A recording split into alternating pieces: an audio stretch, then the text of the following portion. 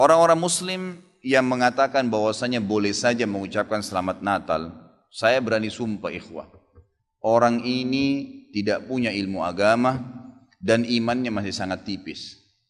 Nggak bisa saudaraku, mengucapkan selamat Natal kepada orang Nasrani sama mengatakan selamat Allah punya anak. Bagaimana bisa Anda berani mengatakan Allah punya anak? Itu kalimat yang sangat berat, ya kan gitu. Tidak boleh. Allah subhanahu wa ta'ala itu la syarikalah, tidak ada sekutu baginya. Lam yalid wa lam yulad, tidak beranak dan tidak diperanakkan. Dan Allah subhanahu wa ta'ala telah mengkafirkan orang-orang Nasrani dalam surah Al-Ma'idah. A'udzubillahi minasyaitonir rajim, laqad kafara alladziina qalu innallaha tsalitsu tsalatsa. Allah telah kafir orang-orang Nasrani yang mengatakan trinitas. Nggak boleh. Ngucapin selamat berarti selamat atas keyakinan kalian yang Allah sudah cap mereka kafir dengan itu. Bagaimana bisa dikatakan untuk menjaga hubungan dengan mereka? Kalau Anda menjaga hubungan dengan orang non-muslim, orang Nasrani dengan berteman, bertetangga, partner bisnis, kan gitu. Orang tua kita yang kafir kita silaturahim, tetap berbakti padanya. Kerabat-kerabat yang masih non-muslim kita silaturahim, jenguk kalau sakit, membantu orang miskin mereka. Boleh saja, tidak ada yang larang dalam Islam itu. Tapi jangan sama sekali berhubungan dengan masalah keyakinan dan ibadah mereka. Nggak boleh memang dalam masalah ibadah. Allah mengatakan, ini tadi subhanallah saya pikir antum sudah tahu nih. Ya, makanya saya ulangin lagi sebab turunnya surah Al-Kafirun. Al-Mughirah telah datang kepada Nabi SAW mengatakan, wahai Muhammad, Mekah kita bagi dua saja. Sehari buat kamu, sehari buat kami. Kata Nabi SAW, saya belum faham, coba jelaskan lagi. Kata dia, sehari Muhammad, kau dukung ibadah kami. Kau ucapkan selamat buat kami. Kau ikutin ajaran-ajaran agama kami. Sehari lagi besok kami ikutin agamamu, kami ucapkan selamat untukmu. Kami dukung ibadahmu. Apa jawaban Nabi SAW? Sehari-sehari. Biar adil. Kata Nabi SAW, tidak boleh. Kata dia, wahai Muhammad, sehari buat kami. Dukung kami, ucapkan selamat buat kami, ikutin ritual kami. Seminggu buat kamu. Kata Nabi SAW, tidak boleh. Muhammad, sehari buat kami, sebulan buat kamu. Tidak boleh. Sehari Muhammad buat kami, setahun buat kamu. Tidak boleh, kata Nabi SAW. Terakhir, hai Muhammad, sehari buat kami, seumur hidup buat kamu. Sehari kamu ikutin kami, dukung ritual kami, selamat buat kami. Kalau pakai akal sehat, kalau pakai akal manusia, bukan akal sehat, akal manusia saja secara biasa, kan gitu. Kita pikir, oh lebih baik sehari kita ikutin orang kafir, dukung saja, ucapin selamat sama dia, selesai. Seumur hidup akan masuk Islam. Apa jawaban Nabi SAW? Tidak boleh. Lalu Jibril AS datang pada saat itu langsung membawa surah Al-Kafirun. A'udzubillahi minasyaitonir rajim. Qul ya ayyuhal kafirun. Katakan kepada orang-orang kafir. Orang kafir ini semua yang tidak syahadat, yang tidak mengatakan asyhadu an la ilaha illallah wa anna Muhammad Rasulullah, kafir. Jelas kafir, dan itu Allah yang mencap mereka kafir, gitu kan? Kafir artinya tidak beriman kepada Allah Subhanahu wa taala. Orang Nasrani aja mengkafirkan Yahudi kok. Kan itu. Yahudi mengkafirkan Nasrani, mengkafirkan Muslim. Kenapa orang Muslim nggak bisa mengkafirkan? Karena sementara kita jelas-jelas meyakini kenabian Musa, meyakini kenabian Isa alaihissalam. Gitu kan? Mereka yang memungkiri Nabi Muhammad SAW, Nabi terakhir, berarti tidak beriman sempurna kepada Allah Subhanahu Wa Taala. Dan sudah banyak ayat Quran menjelaskan masalah itu. Gitu kan? Kata Allah Subhanahu Wa Taala, ya, Qul ya ayyuhal kafirun la a'budu ma ta'budun. Semua Yahudi, Nasrani, Majusi, penyembah api, penyembah gunung, penyembah pohon, penyembah apa saja, semua selain yang tidak syahadat ini, saya tidak ikut-ikutan acara ritual kalian, tidak akan ucapin selamat buat kalian, tidak akan pakai atribut-atribut kalian, dan kalian juga tidak usah repot-repot ikutin agama saya, nggak usah. Kita nggak butuh Nasrani. Saya tanya, pada saat sholat Idul Fitri, ada orang Nasrani ikut-ikutan? Idul Adha, gitu kan? Mereka berurus dengan agamanya sendiri. Kenapa orang Muslim pusing dengan acara ritualnya orang lain? Diulangi lagi. Ya, setelah dikatakan kalian tidak usah ikut-ikutan, saya tidak usah ikut-ikutan juga, diulangi lagi. Wala antum ma'budun ma'bud, wala ana 'abidun ma'abadtum, wala antum ma'budun. 2 kali diulangi. dan saya tidak akan ikut-ikutan, kalian juga tidak ikut-ikutan, terus begitu. Terakhir dikatakan oleh Allah, lakum dinukum waliyadin, kalian punya agama, saya juga punya agama, titik, selesai, gitu kan. Emang sudah begitu. Kalau anda bilang, oh itu cuma kata-kata, nggak masalah. Kata-kata bisa membuat anda murtad, saudaraku, bisa masuk neraka, gitu kan.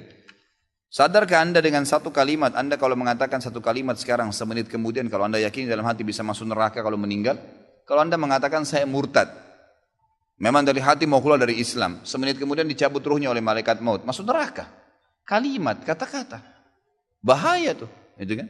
Mungkin teman-teman juga sudah tahu yang dialog antara Muslim sama Nasrani di Amerika. Si Nasrani mengatakan, kenapa kau tidak ucapkan kalimat Natal, selamat Natal buat saya.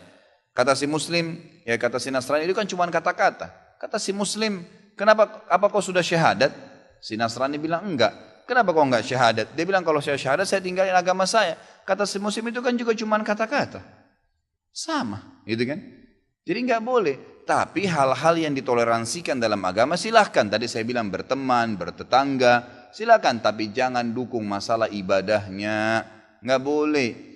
Sampai pernah ditanya kepada Syekh Bimbas, apa hukumnya orang-orang, mohon maaf ini teman-teman kita, semoga Allah berikan hidayah yang belum tahu, yang menjadi security menjaga gereja misalnya, atau orang-orang yang menjadi tukang parkirnya karena lagi banyak mobil, halalkah pendapatannya? Bolehkah itu? Fatwa ulama tidak boleh.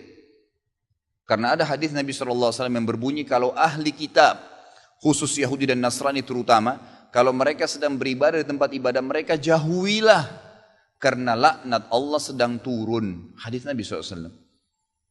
Kenapa nggak bisa cari rezeki di tempat lain? Subhanallah. Rezeki itu sudah dibagi oleh Allah SWT. Hati-hati saudaraku, gitu kan? Jadi orang yang mengatakan seperti ini karena tidak faham agama. Bagaimana bisa dia mengatakan Tuhan punya anak?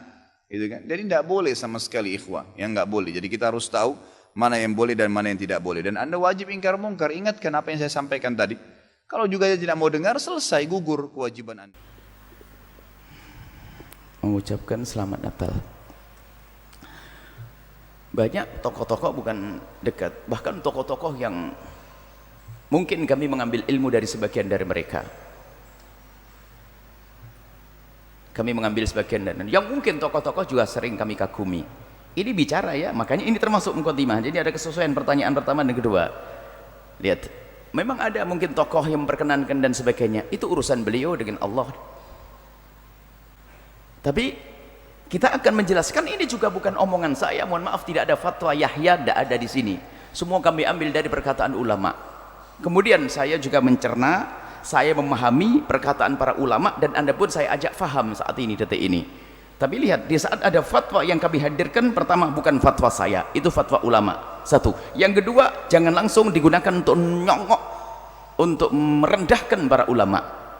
Ingat nih, jadi yang kami hadirkan fatwa, jelas. Ada ulama yang mengucapkan selamat Natal, kalaupun ada dari tokoh-tokoh besar misalnya yang berbeda dengan apa yang kami sampaikan, itu bukan berarti kami memusuhi beliau, tidak. Akan tapi kami mengambil pendapat ulama juga. Yang besarnya tidak kalah dengan beliau-beliau, besar-besar semuanya ini misalnya.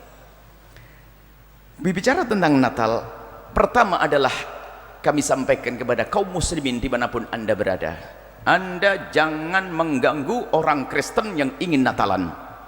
Itulah toleransi yang harus kita hadirkan.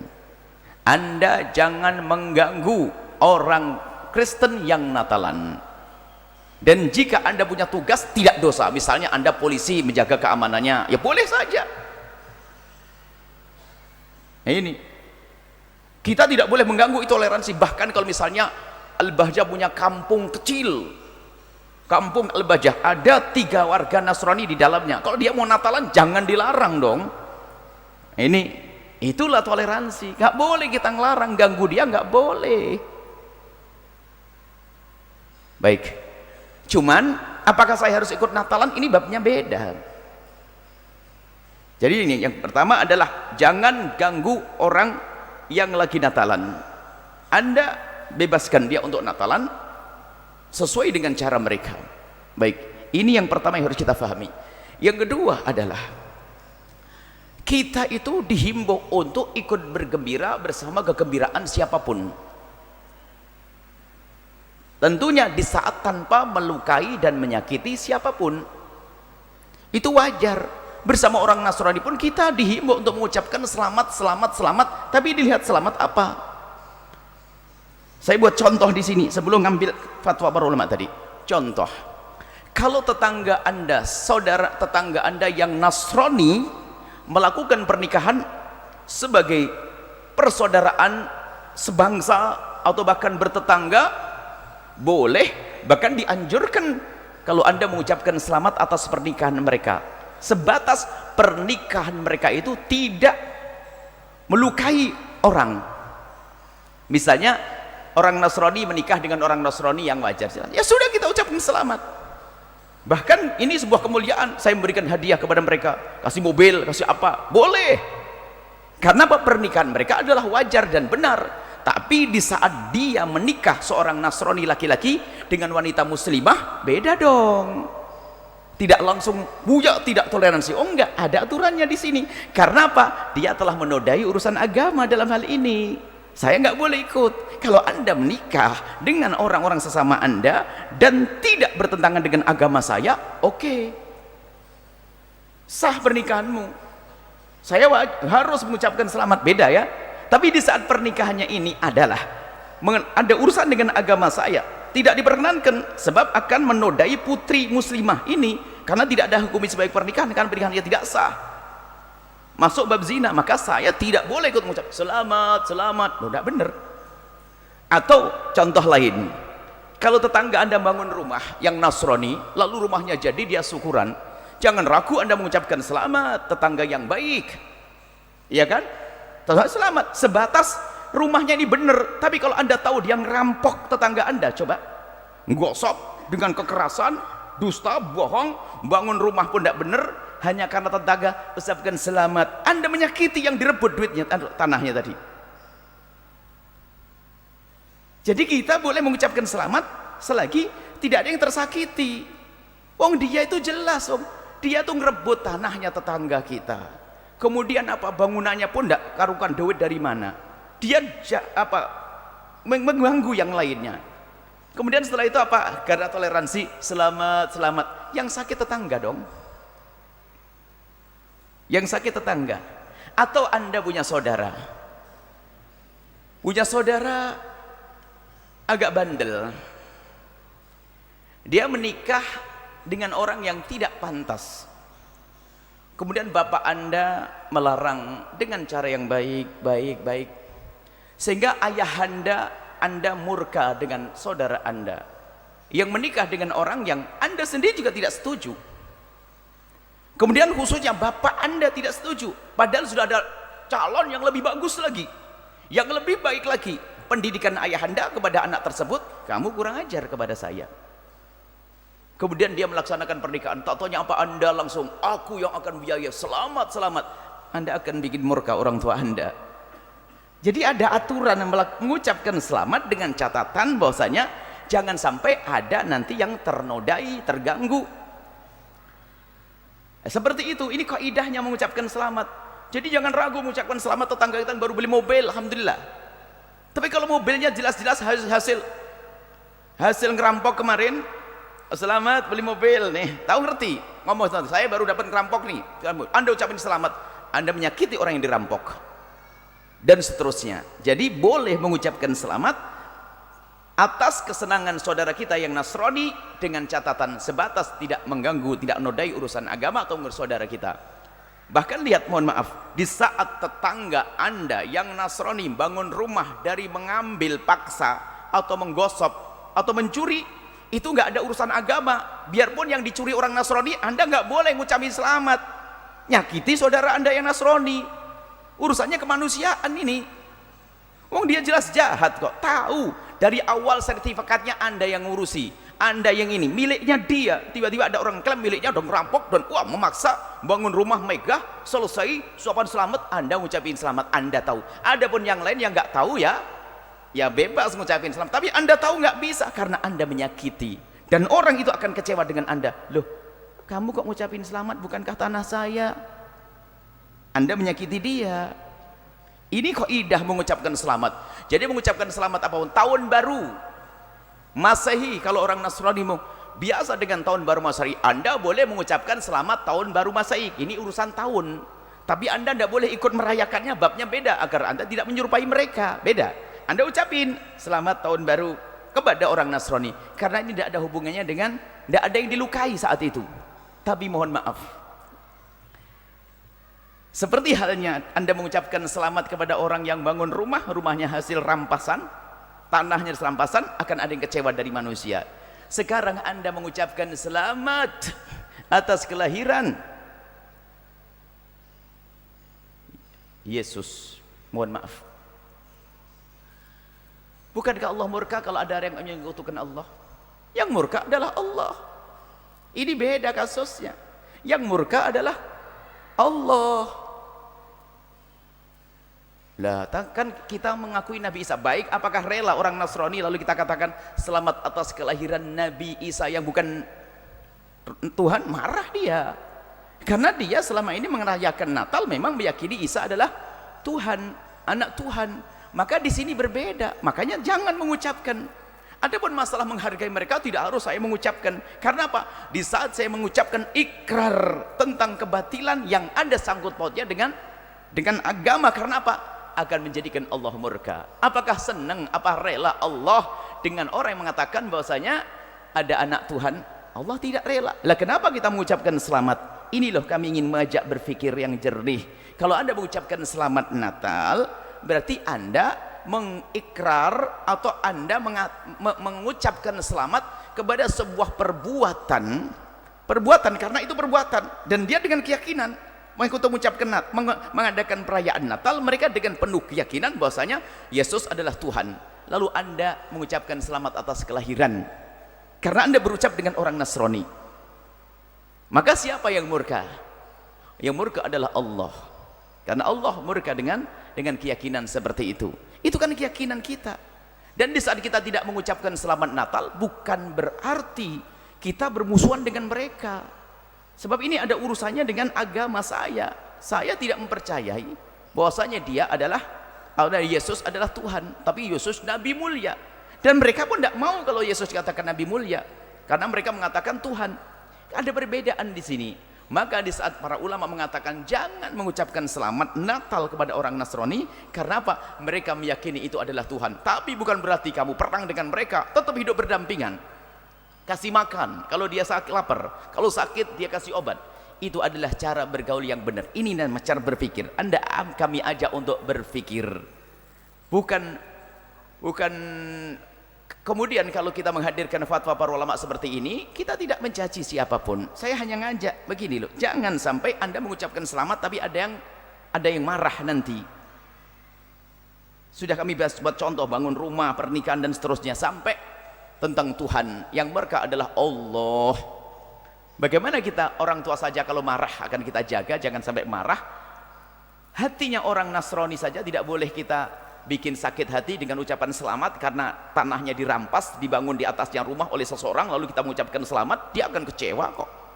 Bagaimana dengan Allah kok jadi boleh? Ini kan aneh. Mohon ini dicermati yang demikian itu.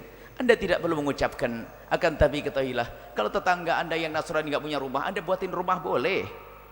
Anda buatin rumah, tinggal bersama Anda pun boleh.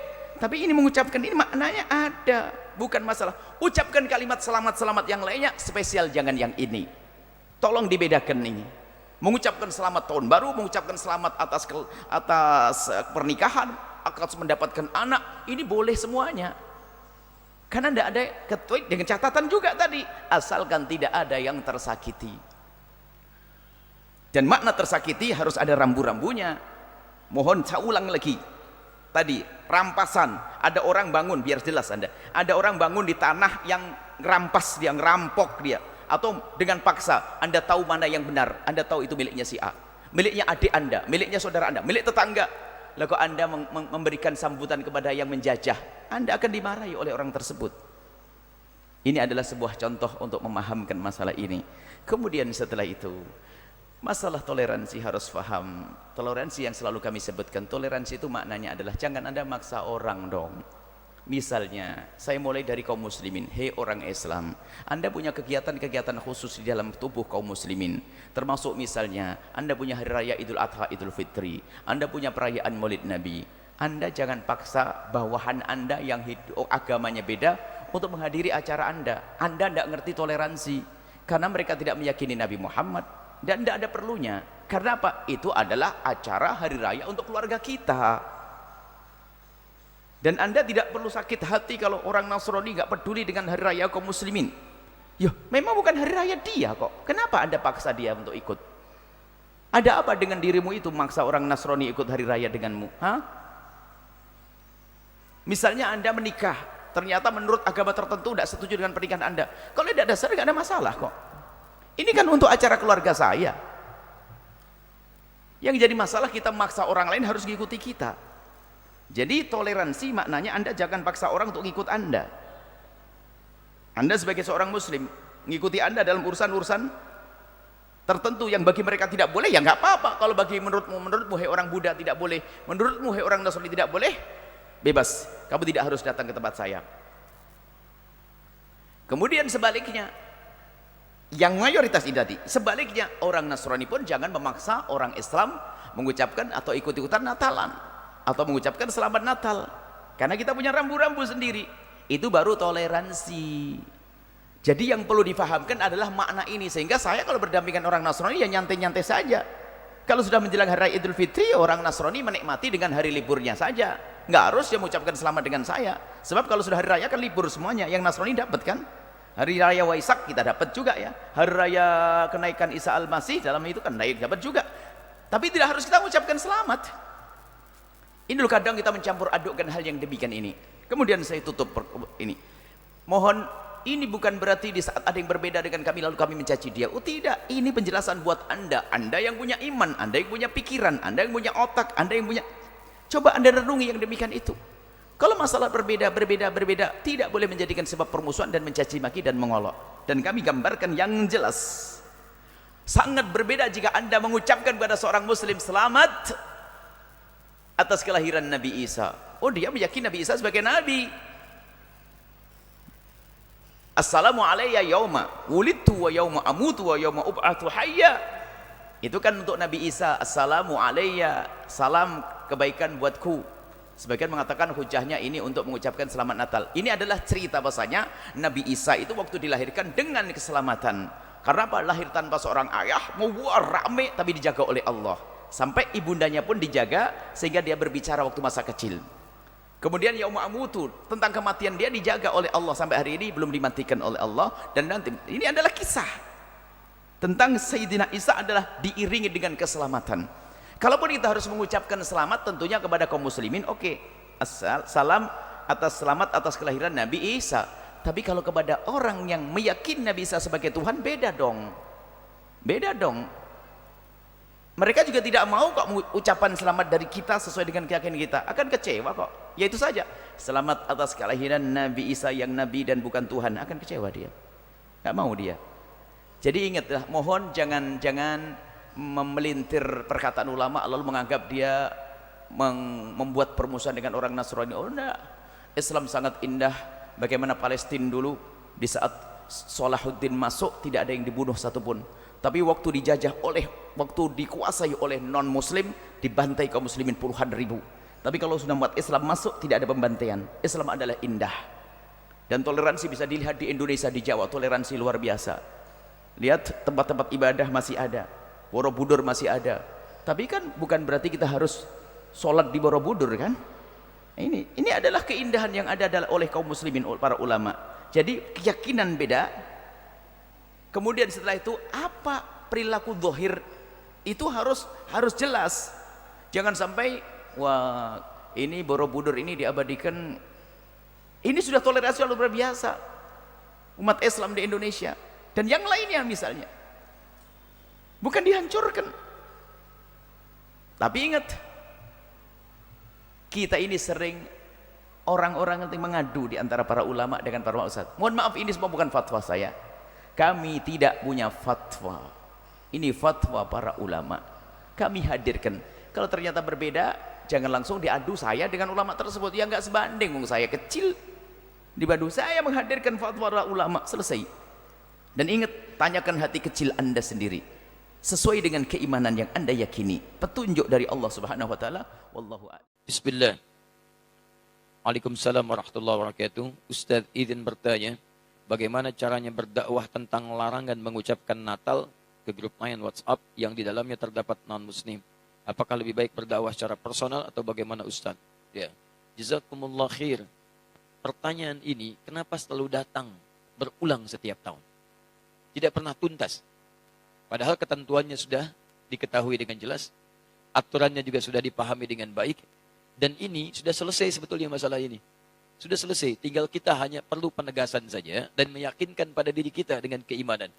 Baik, pertama teman-teman sekalian, jelas bahwa hukum mengucapkan ucapan selamat, ingat baik-baik, mengucapkan ucapan selamat pada agama lain, di luar keyakinan kita, dalam keimanan kita sebagai muslim, itu tidak diperkenankan. Haram hukumnya mengucapkan selamat misalnya A, selamat B, yang dalam selamat itu ada unsur pengakuan. Awas, ada unsur pengakuan, ada din selain Islam atau agama yang dibenarkan selain Islam. Itu adalah wilayah keyakinan iman kita. Sebetulnya sama aja. Yang bukan Islam pun, non-muslim pun meyakini kepercayaan dia yang benar. Jadi sebetulnya itu keyakinan standar setiap pemeluk agama. Itu indah sekali. Ya, indah dalam Islam itu. La ikraha fid din. Baik, tidak ada paksaan dalam agama. Kita nggak boleh paksa orang. Tapi kita pun tidak boleh mengikutkan keyakinan kita pada keyakinan orang lain. Dan itu sebetulnya standar dalam keyakinan beragama. Silakan cek. Quran surah ketiga Ali Imran ayat ke-19. Paling kiri sebelah atas. Inna dina indallahil Islam. Inna dina sungguh ad-din. Ad-din. Pegangan hidup. Hal yang mendekatkan pada Allah. Din. Yang dipahami dengan agama itu, kata Allah, nggak ada yang lain di sisi Allah kecuali Islam. Di Allah sudah mengatakan, lihat, yang saya ridhai, yang saya tetapkan hanya Islam, tidak ada yang lain. Bahkan kalimatnya menggunakan inda, indallahi. Inda itu bisa berarti yang sangat dekat, bisa berarti yang ridhai, bisa berarti juga yang ditetapkan. Bahkan kalau dalam konteks kemanusiaan, yang dimiliki. Misal, ana indik qalam. Ini punya saya. Yang lain bukan punya saya. Kata Allah, inna dina indallahil Islam. Yang saya tetapkan itu Islam, yang lain enggak saya tetapkan. Bahkan kalau antum buka lagi sampai ayat 85-nya, nanti antum akan temukan, wa may yabtaghi ghairal islami dina falan yuqbala minhu. Pakai lan. Siapa yang mencari selain Islam, mengakui selain Islam, menetapkan selain Islam, kata Allah, enggak akan saya terima. Dan kalimat tidak menerimanya menggunakan lan. Ada lan, ada la, itu beda. Kalau la, itu harfu nafyin, menafikan sesuatu, tapi juga hati-hati. Tapi juga penafian ini bisa dua jenis. Penafian mutlak, atau yang kedua, penafian saat itu, tapi dunal istiqbal. Tanpa yang akan datang, saat ini saja. Contoh penafian mutlak, dalam kalimat, asyhadu an la ilaha illallah. Saya mengakui tidak ada Tuhan kecuali Allah. Ketika la-nya menafikan, mutlak. Ketika menggunakan alif lam, la ilaha, ketika menggunakan illa, isbat. Isbat itu menetapkan yang satu, menafikan secara mutlak yang lainnya. Dia katakan asyhadu an la ilaha, saya mengakui, menyaksikan tidak ada Tuhan sama sekali, mutlak. Tolak. Illa, tetapkan, kecuali Allah, hanya Allah saja. Yang lain ditolak secara mutlak, hanya Allah yang kita tetapkan. Makanya ketika antum bersyahadat mengatakan asyhadu an la ilaha illallah, maka antum hanya menetapkan Allah saja dengan segala hukum yang telah Allah tetapkan dan menolak yang lainnya yang tidak Allah akui. Sekarang Allah tetapkan agama, din yang saya tetapkan hanya Islam saja. Yang lain saya tolak. Dan penolakannya menggunakan lan. Perhatikan, pengakuannya menggunakan la illa, penolakannya menggunakan lan. Dalam ilmu nahwu, gramatikal bahasa Arab, lan itu harfu nafyin wa nasbin wastiqbalin. Harfu nafyin, huruf yang menafikan, tolak. Nasbin, menasabkan, kuat penolakannya. Wastiqbalin, sampai kapanpun. Masa kapanpun. Mau sekarang, mau alam kubur, sampai mau kiamat. Perhatikan cara menerjemahkan ayat itu. Wa may yabtaghi ghairal islami dina. Siapa yang mencari din, keyakinan, agama, kepercayaan ghairal Islam, selain Islam, falan yuqbala minhu. Saya nggak akan pernah terima. Sejak dia di dunia, sampai di alam kubur, sampai di akhirat nanti. Saya nggak akan akui, kata Allah. Paham ya? Nah, jadi ini wilayah keyakinan. Jadi dalam Islam kita punya keyakinan yang paling benar Islam. Makanya kita bersyahadat memutuskan masuk Islam. Non-Muslim dia punya keyakinan yang benar menurut dia adalah kepercayaan dia. Makanya dia memutuskan mengambil keyakinan dia. Jadi wajar kalau kita mengatakan misalnya, maaf, ini Islam yang paling benar. Sebagai Muslim wajar. Aneh kalau ada yang mengatakan, katanya yakin Islam yang benar. Tapi mengakui ada yang lain selain Islam. Itu aneh. Makanya dalam teori ini tidak berlaku teman-teman sekalian. Tidak berlaku hukum pluralisme. Gak berlaku. Pluralisme itu pemikiran yang aneh. Ya, semua agama benar. Mengantarkan kemudian kepada Tuhan yang sama. Cuman caranya beda-beda. Jadi dari semua yang benar itu, mana yang paling benar? Silakan cek. Kalau semua agama benar, ngapain antum masuk Islam? Ngapain antum memeluk ini? Artinya Anda meyakini dari semua yang ada itu, Anda memutuskan ini yang paling benar. Makanya para pemikir kita sekarang mengatakan, pluralisme agama itu bagian dari agama baru. Jadi gado-gado dikumpulkan semuanya, jadi kepercayaan baru. Hati-hati. Dan saya katakan pluralisme itu kemusyrikan kontemporer. Awas hati-hati, kemusyrikan kontemporer. Jangan terjebak pada persoalan-persoalan yang demikian, itu mesti hati-hati. Nah, sekarang saya masuk pada inti jawabannya. Saya lambatkan ya.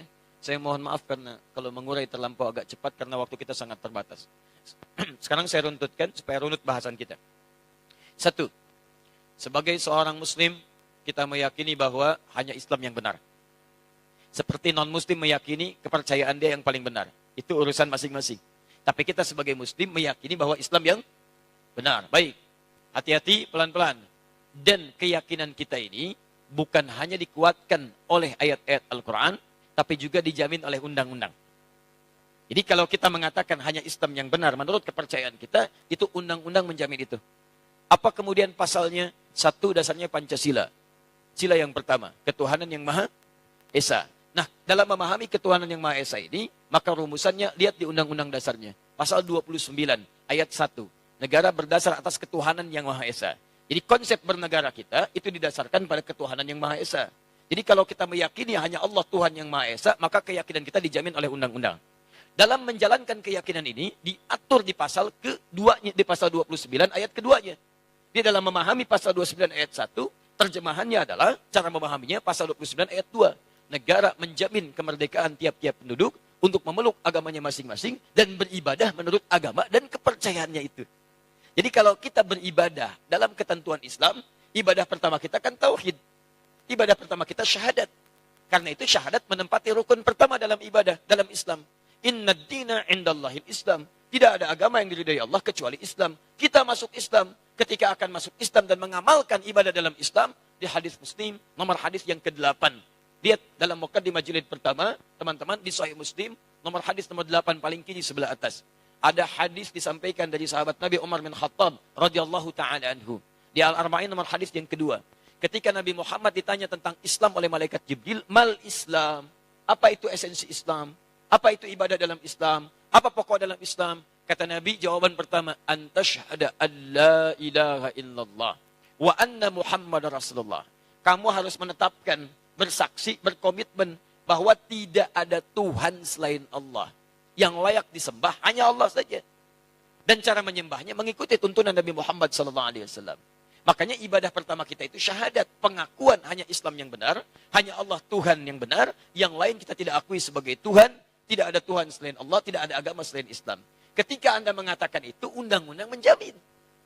Jadi sebetulnya kalau ada orang yang menyoal Anda, nggak boleh itu keyakinan begitu. Itu intoleran. Dia sedang melanggar undang-undang. Paham ya? Dia sedang melanggar undang-undang. Karena undang-undang kita mengatakan setiap kita punya keyakinan dan ibadah, kita dijamin. Keyakinan pertama kita ada dalam syahadat kita. Ketika meyakini itu semua dan beribadah dengan lisan kita, bahkan dipakai dalam solat. Asyhadu an la ilaha illallah, asyhadu an la ilaha illallah, wa asyhadu anna Muhammadar Rasulullah. Itu ibadah kita. Syahadat dipakai dalam solat. Solat bagian ibadah yang keduanya. Jadi jangan khawatir kalau antum ditanya misalnya, apa agama Anda? Islam. Ada enggak selain Islam yang benar? Tidak ada. Keyakinan saya, Islam yang paling benar. Tidak ada Tuhan selain Allah. Anda intoleran. Maaf, Anda melanggar undang-undang. Paham ya? Ya, jadi jelas. Hukum negara kita jelas. Hukum negara kita jelas. Jadi ini bagian yang pertama. Sekarang, lihat. Saya ingin tunjukkan tidak ada keindahan aturan kecuali dalam Al-Quran. Bagaimana menyikapi yang tidak sekeyakinan dengan kita. Indah turun ayat. Quran surah kedua Al-Baqarah ayat 256 paling kiri sebelah bawah. La ikraha fid din. Qad tabayyana ar-rusydu minal ghayy.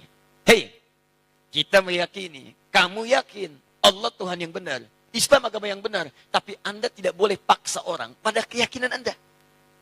Gak boleh kita paksa. Jadi kalau Anda paksa orang, apalagi dengan senjata misalnya supaya masuk Islam, bawa golok, oh Masya Allah, datang ke angkot, ayo masuk Islam, ayo masuk Islam. Itu gak boleh.